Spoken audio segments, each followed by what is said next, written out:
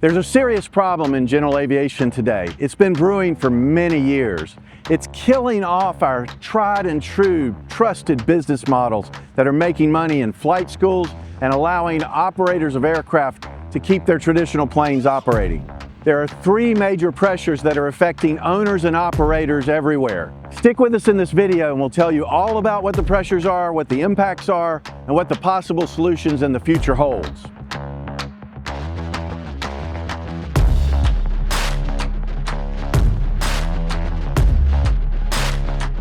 Joining me in today's video is John Parker, one of our esteemed counselors at LifeStyle Aviation. He's been speaking with operators and owners throughout the country, gaining all of their input that we'll share with you today.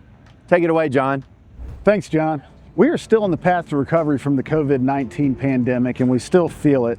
And speaking with a lot of flight training organizations, I'm hearing three big things that they're struggling with in terms of maintaining these legacy engines. Number one, exploding costs of overhaul. Number two, supply chain breakdown, unavailability, and long wait times for parts. And number three, the rising cost of avgas with what seems like no ceiling in sight. At the same time, what's happening is the cost of acquisition for these legacy trainers is exploding. To get a legacy trainer like a PA-28 or a Cessna 172, it's going to cost you close to $700,000 with a 3-year wait. So what's a flight training organization to do? You could increase your wet lease cost to offset this demand, but that has a negative impact for the student. They're going to end up looking elsewhere, shopping around, or maybe reconsider flight training altogether. It's choking off the demand. If you're caught in this legacy trap, it might sound like all doom and gloom, but thankfully we've been looking for an answer for a long time, and we think we found one. It's sitting right here beside me. This engine is known for its reliability, best-in-class power-to-weight ratio, and is produced by Rotax, which is a subsidiary of Bombardier Recreational Products. You probably have heard of them. So how does Rotax offer you a solution? We mentioned best-in-class power-to-weight ratio. That means better performance. We're looking at drastically decreased fuel burn. We're talking in a certified aircraft around 3.7 to 4 gallons per hour. And then also the economy of scale.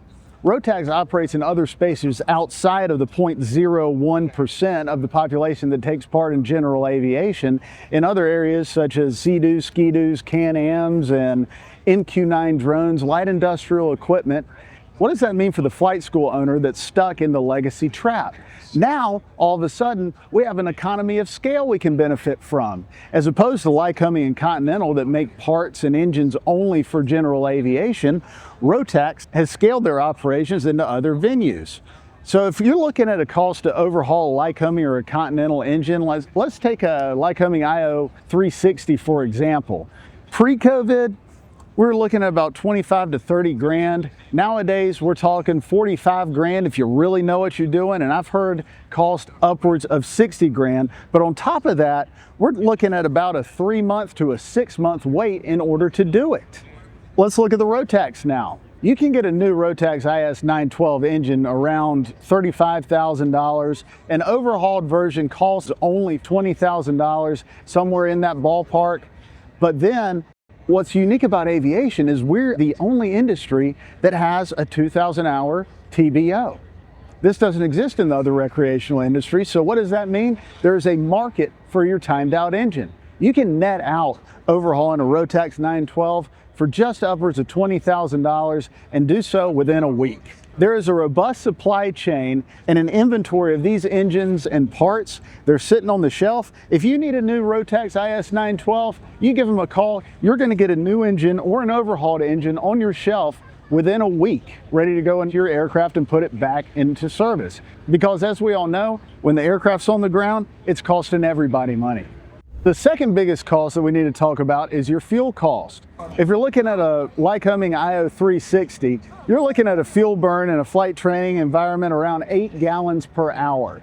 If you look at the Rotax 912, depending on the aircraft type, you're looking anywhere from about 3.5 to 5 gallons per hour fuel burn. That's cost savings right there in and of itself.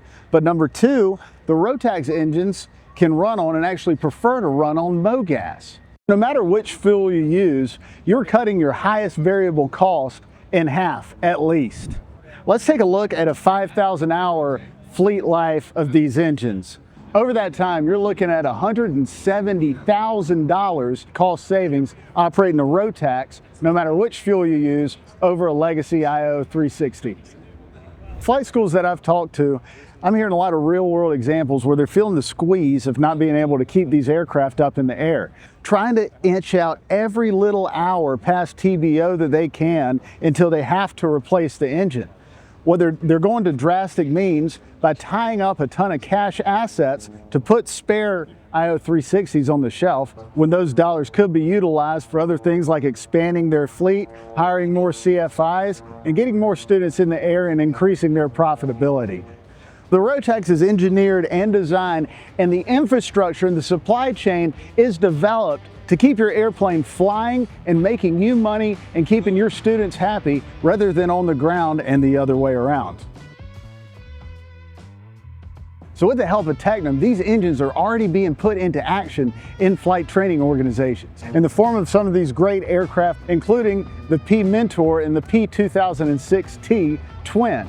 The P-Mentor is a certified aircraft capable of IMC, IFR, primary commercial training, and the P2006T is a twin with the operating costs comparable to a Cessna 182T.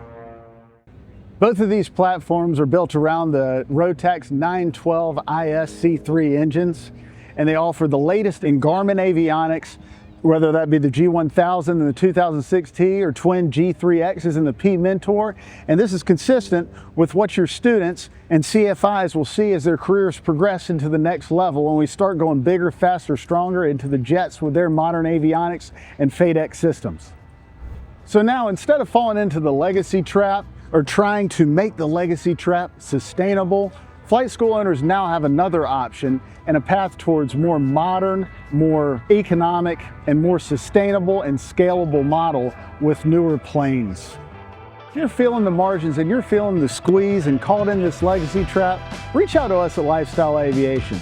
We'll be happy to chat with you and run the numbers on what it takes to convert your fleet to something more modern and put you on a more sustainable and scalable path into the future.